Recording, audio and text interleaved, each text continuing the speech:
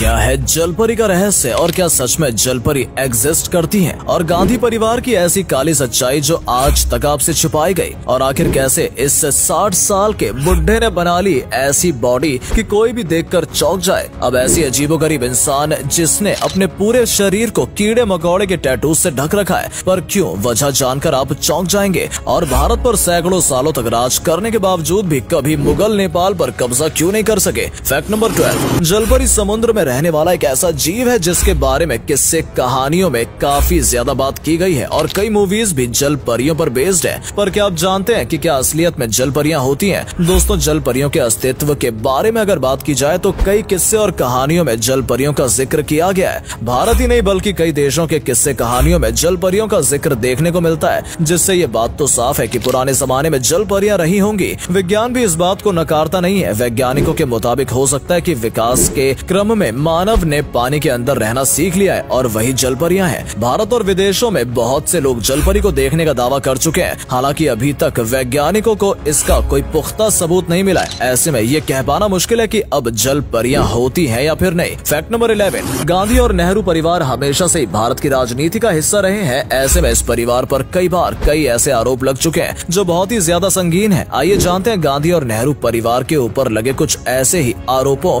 या फिर conspiracy theories के बारे में। अगर बात की जाए नेहरू परिवार की तो आपको जानकर हैरानी होगी कि जवाहरलाल नेहरू के दादा सुन्नी मुस्लिम थे, और ऐसा मैं नहीं बल्कि कई रिपोर्ट्स दावा करती हैं। वहीं जवाहरलाल नेहरू जिन्होंने भारत को आजाद करवाने में अपना योगदान निभाया था, उनके बारे में कहा जाता है कि वो बहुत ही अय्याश किस्म के थे और उनके कई महिलाओं के साथ संबंध रहे। उनकी बेटी इंदिरा गांधी के बारे में भी लेखक कैथरीन फ्रैंक ने अपनी किताब Indira the life of Indira Nehru Gandhi में बताया है कि इंदिरा गांधी के संबंध अपने जर्मन टीचर, अपने पिता के सेक्रेटरी, अपने योगा टीचर और विदेश मंत्री दिनेश सिंह के साथ रहे थे। फैक्ट नंबर 10, अभी स्क्रीन पर आप जिस शख्स को देख रहे हो वो 60 साल के हैं, लेकिन इतनी ज्यादा उम्र में उन्होंने इतनी कमाल की बॉडी बना रखी है कि जवान लोग भी इन्हें देखकर हैरान रह जाते हैं। दरअसल इनका नाम स्टीव रैम्सडेन है, जो कि ब्रिटेन के रहने वाले हैं। 1 साल पहले ये बहुत ही ज्यादा परेशानियों से जूझ रहे थे और कई बीमारियों ने इनके शरीर में जगह बना रखी थी, लेकिन फिर इन्होंने मेहनत करना शुरू कर दिया और फिर आप देख ही सकते हैं कि इनकी बॉडी आज किस तरह की दिखती है। 1 साल पहले ये कुछ इस तरीके के दिखाई देते थे, पर आज ये कुछ ऐसे मस्कुलर बॉडी बिल्डर दिखाई देते हैं जिनसे पंगा लेने से कोई पहले 10 बार सोचेगा। फैक्ट नंबर 9, मुगलों ने हमारे भारत पर सैकड़ों सालों तक राज किया, पर आपको जानकर हैरानी होगी कि इतने सालों तक भारत पर राज करने के बावजूद भी मुगलों ने कभी भारत के करीबी देश नेपाल पर हमला करने की कोशिश नहीं की।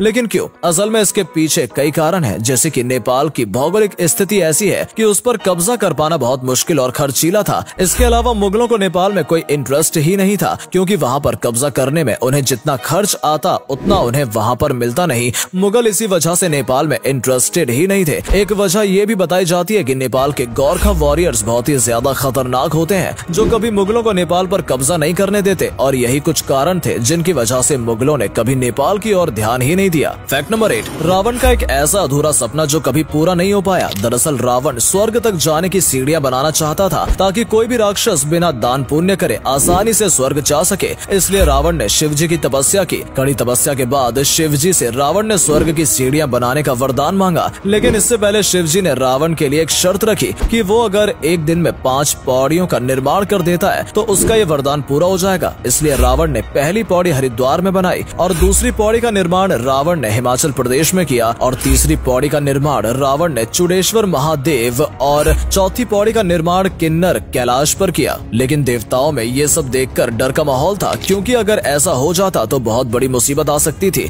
इसलिए देवताओं ने रावण के पास निद्रा देवी को भेजा और निद्रा देवी रावण के अंदर समा गई। इसकी वजह से रावण को बिना थके ही नींद आ गई और जब रावण की नींद खुली तो सवेरा हो चुका था। इसलिए रावण का ये सपना अधूरा रह गया। फैक्ट नंबर 7, हाल ही में स्वीडन में एक ऐसी हिरन की प्रजाति देखने को मिली है जो बहुत ही दुर्लभ है। इस प्रजाति के हिरन को देख पाना बहुत ही मुश्किल है, क्योंकि ये हिरन की प्रजाति बहुत ही रेयर है और ये कई सालों में 1-2 बार दिखाई देती है। दरअसल रिसेंटली स्वीडन के वाइल्ड लवर को व्हाइट मूस नाम के हिरन की प्रजाति दिखाई दी, जो देखने में बहुत ही खूबसूरत होती है। आपको बता दें कि ये ज्यादा तापमान पसंद नहीं करती है। ये हिरन एक खास तरीके के तापमान में रहना पसंद करती है। हालांकि व्हाइट मूस अमेरिका, कनाडा जैसे देशों में भी पाई जाती है, लेकिन बढ़ती शहरी आबादी के कारण इसको देखना बहुत ही मुश्किल बात है और ये कई सालों में 1-2 बार ही दिखाई देती है। फैक्ट नंबर 6, जब भी आपने भगवान श्री कृष्ण को मूवीज या पेंटिंग्स में देखा होगा तो उनके मुकुट पर एक मोर का पंख लगा होता है। क्या आपको पता है कि आखिर श्री कृष्ण इस मोर के पंख को अपने मुकुट पर क्यों लगाते हैं? दरअसल जब श्री कृष्ण का जन्म हुआ था तो उनका नामकरण करने के लिए ऋषि कत्यन आए। ऋषि ने श्री कृष्ण की कुंडली को देखकर बताया कि इनकी कुंडली में ऐसा योग है जिससे इनका सामना एक सांप से होगा। तब ऋषि ने श्री कृष्ण की माँ से कहा कि अगर तुम अपने बेटे को सुरक्षित रखना चाहती हो तो कृष्ण के माथे पर मोर पंख लगाया करो। और ऋषि ने श्री कृष्ण की माँ को हरिद्वार के बलवा पर्वत का पता बताया। कहा जाता है कि यहाँ पर सबसे ज्यादा मोर रहते हैं, इसलिए यहाँ पर सबसे पहली बार श्री कृष्ण के मुकुट पर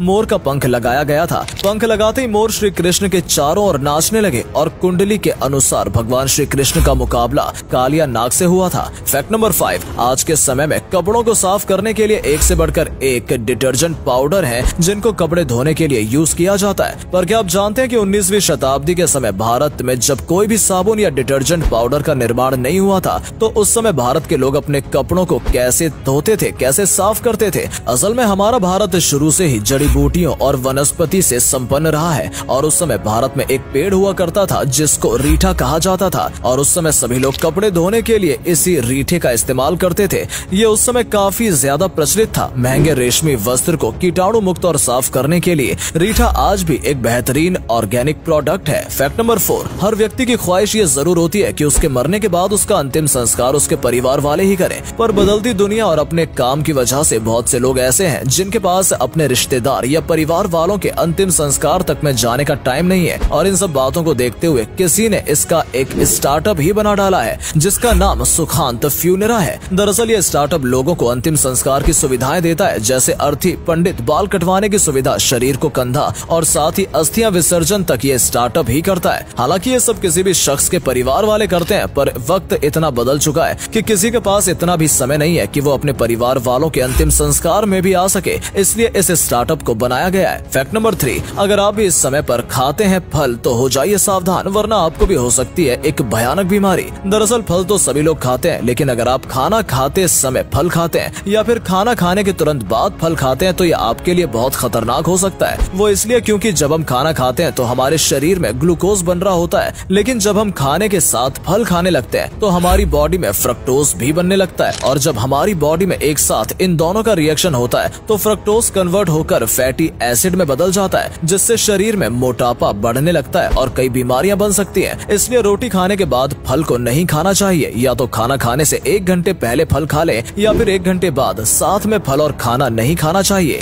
और अगले फैक्ट पर जाने से पहले इस फोटो को ध्यान से देखिए और बताइए आपको कौन दिखाई दे रहा है। इससे पता लगेगा आपका दिमाग और आपकी आंखें कितनी तेज हैं। आपको मिलते हैं 5 सेकंड। फैक्ट नंबर 2, दुनिया में हर एक ऑब्जेक्ट की परछाई होती है और आपकी भी परछाई होगी, लेकिन क्या हो अगर आपसे ये कहा जाए कि आपकी परछाई को भी टैक्स भरना पड़ेगा? तो शायद आप कंफ्यूज हो जाएं, लेकिन इटली के कोनेग्लियानो शहर में परछाई को भी टैक्स देना पड़ता है। अगर आपकी दुकान है और आपकी दुकान में कोई ऐसी चीज है जिसकी परछाई नीचे जमीन पर पड़ रही है तो उस परछाई का टैक्स शैडो टैक्स के रूप में लिया जाएगा, जो कि 100 यूरो होता है, जिसको थाने में जमा किया जाता है। हालांकि ये नियम केवल इटली में ही है, बाकी और किसी जगह पर ऐसे नियम को लागू नहीं किया गया है। फैक्ट नंबर 1, मिलिए माइकल अमोये से, जिन्हें अपने शरीर पर टैटू करवाने की सनक सवार है। इन्हें शरीर पर टैटू करवाने का इतना ज्यादा शौक है कि अब तक ही अपने शरीर पर 864 टैटूज करवा चुके हैं। माइकल के मुताबिक उन्हें सपने में कीड़े मकोड़े दिखाई देते थे जिन्हें वो सपने में खाने लगते थे और अपने इसी डर को दूर करने के लिए उन्होंने शरीर पर कीड़े मकोड़े के टैटू करवाने शुरू कर दिए,